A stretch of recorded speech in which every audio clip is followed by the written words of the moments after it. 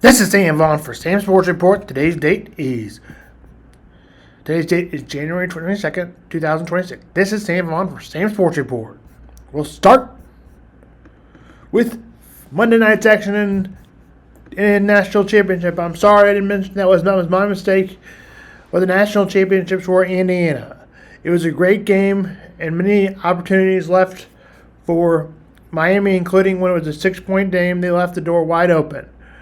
Flat route, a deep route that was flat routed by the receiver was intercepted. For the first time in Indiana history, they were in the national championship. We'll break it down for you. It was a low-scoring game. I had thought the field goal, the first one, the field goals and 3 punts. It was a lower-scoring game than I thought. The first point was field goal after 3 punts in a row. There were 3 points in a row, and Indiana touchdown after that, which made it 10-0 after the field goal. Before I missed a touchdown, Indiana before the half was 10-0. A missed field goal hurt the Canes, but then Indiana was forced to punt, and Miami, a 57-yard run by Mark Fletcher, and just 2 plays and they were in. The busted play, 57 yards. 3 punts in a row again. Indiana, I thought, game may be over again when Indiana blocked it for a touchdown on a punt return, but I guess Miami would find a way to respond. Then a touchdown by a great play by Miami on Malachi Tony's 22-yard step to the end zone. 24-21 was, the Indiana lead. 24-21 was the Indiana lead. Indiana would go down and score a field goal, but they did not, and open a chance to win the game for Miami, but they did not. They threw an INT, and Indiana kneeled it out. The final score was 27-21. Also, Indiana Hoosiers went undefeated. Indiana capped a perfect season, beating Miami 27-21 in the national championship game. The Hoosiers controlled the tempo, building their first half lead behind efficient quarterback play and balanced running game. Railed this in the second half with big plays through the air, but Indiana's defense forced to keep key stops to late, including a critical fourth quarter turnover. A late Indiana touchdown sealed the win, completing an undefeated season and delivering the first program national championship. That was the football game. Final score 27-21 Indiana. In college basketball locally, Bill Self did not coach in Kansas in a road game at Colorado because he was taken to the hospital out of an ambulance and due to caution after unfeeling well, received fluids, and so he stayed behind. Jock Vaughn coached the game against Colorado. We'll tell you this result in a minute. Self is feeling much better now and is given fluids. This was precautionary health scare. Specifics on the issue have not been fully disclosed.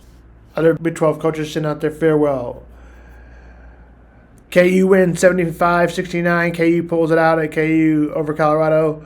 In a Big 12 matchup, the Jayhawks controlled the tempo. Defense stealed it. Colorado kept close with strong home energy. Couldn't finish in the last 5 in the final minutes, though. Kansas boots its conference record standings with a solidifying win. Missouri loses a tight one again. Georgia, biggest part of the game to me was being down 20-10. Mizzou came back and probably maybe ran out of gas. Mizzou loses.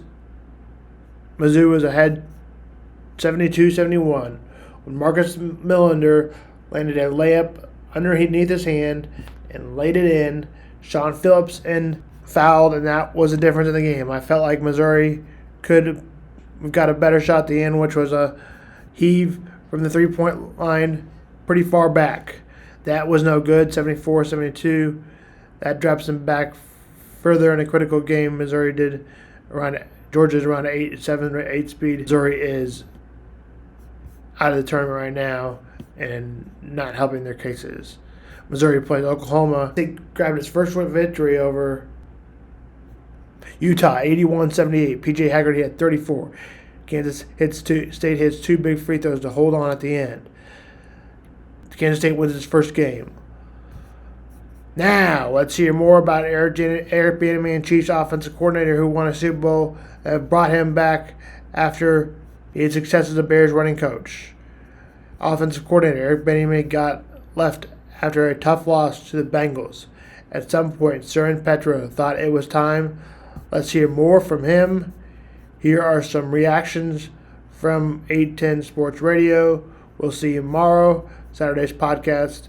Sunday, as we get ready for the championship game, Broncos host the Pats at 2, and our Seahawks host the Rams at 5:30. Here is a link from yesterday. And again, here's Sports Radio 810 for more on Chiefs offensive coordinator Eric Bieniemy rejoining the Chiefs, hoping to bring back some of the glory days of the offense and win the Super Bowl with the Chiefs in 2019. This is AM Vaughan. Game. Does it work? I hope so. Everybody's hoping so. I like the fact that I think one of the biggest things for me was when Travis Kelce came out and was overjoyed that Eric Bieniemy was back. Drake just sent me a text. Goes now back. Yeah. When Travis Kelce came out, and was all for it. Gives you a little bit of hope he'll be back. Well, that's what everyone's saying. Is like, I can't wait to see him in the halls. Is this his Easter egg of I'm back? Well, that or and I was going to get to that next, but we can. And then Mahomes coming back. I think Mahomes is beating on his ear a little bit too, and saying, "Hey, just one more year, just one more. Come on back." I don't know what's going to happen. I don't know how it's going to end up. We'll get EB's back. Things will change. We'll be better. You can't go out like that. You can't go out like we did. Come on. I think he'll be back now. I just have this. Come on, not just from that, but I think he'll be back for one more year.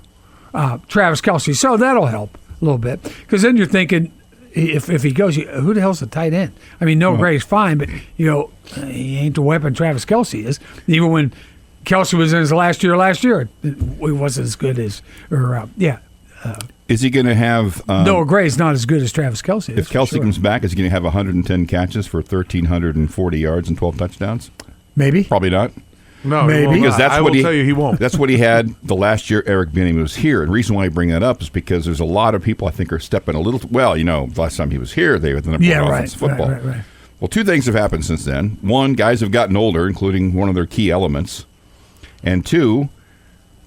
everyone's seen all the defenses in the league have seen the 2022 offense. So the idea that if anyone has the idea that because they were 1 when he left, that they're going to go back to being 1 when he's back here just because he was there 3 years ago or 4 years ago, what it will eventually be, I don't think that's going to happen. No, I don't think so either, but I also think he may bring a little bit of juice back to the locker room. And I think he definitely brings that. I don't think there's any doubt that and he'll bring an accountability. But how much is that worth? And people listen. I think Patrick Mahomes knew Eric Bieniemy was going to be the guy when he used the term accountability. Yeah. Right? It's the bringing. I mean, I think he leaned into they made that it word. clear that it was going to be somebody that they knew. Mm-hmm. Mike Kafka didn't even seem to really even do a flyby here. He seemed to be on his way to Philadelphia. Has that been announced? By the way, no, but Nagy's interviewing for the with OC Eagles. job there now. Yeah, because Dable and McDaniel turned him down. I mean, I think it was clear that Nagy was moving on. Mm-hmm. I think Eric Bieniemy was their guy all along. I do too. Which I think it doesn't happen unless Patrick Mahomes signs off. And I think anytime they're going to make any kind of move, I think they run it by Patrick Mahomes. I think he's earned it. I think it's smart. I think they did it. I think the accountability part was something he knew. I think Eric Bieniemy and Patrick Mahomes had their differences. I don't doubt it for a second. I mean, I think it's pretty evident clear. on the sideline one game, yeah. I also think it was time for Eric Bieniemy to move on 3 years ago. It doesn't mean that Eric Bieniemy can't grow and or evolve or not grow and evolve, that this team can't grow, evolve, change to where what he brought had kind of grown stale and now it's exactly what they need.